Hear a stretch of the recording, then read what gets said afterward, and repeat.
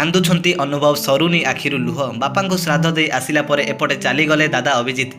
ସେପଟେ ଅଭିଜିତଙ୍କ ଘରେ ବର୍ଷା, ଅନୁଭବ ଏବଂ ଜାଗୃତିଙ୍କୁ ଏକାଠି ଦେଖି ସମସ୍ତେ ହେଲେଣି ଛାନିଆ। ଅନୁଭବ ମହାନ୍ତିଙ୍କ ଆଖିରୁ ଲୁହ ଦେଖି ବର୍ଷା ମଧ୍ୟ କାନ୍ଦିବାକୁ ଲାଗିଲେ। ତେବେ ଦୀର୍ଘଦିନ ଧରି ଜୀବନ ଯୁଦ୍ଧରେ ଲଢ଼େଇ କରୁଥିବା ଗାୟକ ତଥା ସଙ୍ଗୀତ ନିର୍ଦ୍ଦେଶ ଅଭିଜିତ ଦାଦା ଏବେ ଆଉ ନାହାନ୍ତି ଆମ ଗ୍ରହଣରେ। ସେ ଦୀର୍ଘଦିନ ଧରି ଏମ୍ସରେ ଚିକିତ୍ସାଧୀନ ଅବସ୍ଥାରେ ଥିଲେ।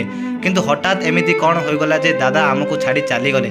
କିନ୍ତୁ କିଛି ଦିନ ତଳେ ହୁମନ ସାଗର ଆମକୁ ଛାଡ଼ି ଚାଲି ଯାଇଥିଲେ। ସେଠି ବି ମଧ୍ୟ ଅନୁଭବ ମହାନ୍ତି ବହୁତ ଦୁଃଖରେ ଥିଲେ। କିନ୍ତୁ ବର୍ତ୍ତମାନ ଅଭିଜିତ ଦାଦାଙ୍କ ଦେହାନ୍ତ ଦେଖି ଅନୁଭବ ମହାନ୍ତି ଆଉ ନିଜକୁ ସମ୍ଭାଳି ପାରିନାହାନ୍ତି। ସେପଟେ ଅଭିଜିତ ଦାଦା ଛାଡ଼ି ଚାଲିଯିବା କଥା ଅନୁଭବ ବର୍ଷାକୁ କାନ୍ଦି କାନ୍ଦି କହୁଛନ୍ତି। ଆଉ ତାଙ୍କ କଥା ଶୁଣି ବର୍ଷା ବି କାନ୍ଦିବାକୁ ଲାଗିଲେ। ଡାକ୍ତରମାନେ ଅଭିଜିତଙ୍କୁ ଭେଣ୍ଟିଲେଟର ସହାୟତାରେ ଧୀରେ ଧୀରେ ମୁକ୍ତ କରିବା ପାଇଁ ପ୍ରୟାସ ଜାରି ରଖିଥିଲେ। ଆଉ ସେ ଏମ୍ସରେ ଚିକିତ୍ସିତ ହେଉଥିଲେ। କିଛି ଦିନ ହେବ ତାଙ୍କୁ ବ୍ରେନ୍ ଡେଡ୍ ଘୋଷଣା କରାଯାଇଥିବା ନେଇ ଗୁଜବ ପ୍ରସାରିତ ହୋଇଥିଲା, ଯାହାକୁ ଏମ୍ସ ଖଣ୍ଡନ କରିଥିଲା। କିନ୍ତୁ ସେ ଆଉ ଆମ ଗ୍ରହଣରେ ଉପସ୍ଥିତ ନାହାନ୍ତି। ଏହା ଦେଖି ଦୁହେଁ କାନ୍ଦିବାକୁ ଲାଗିଲେ।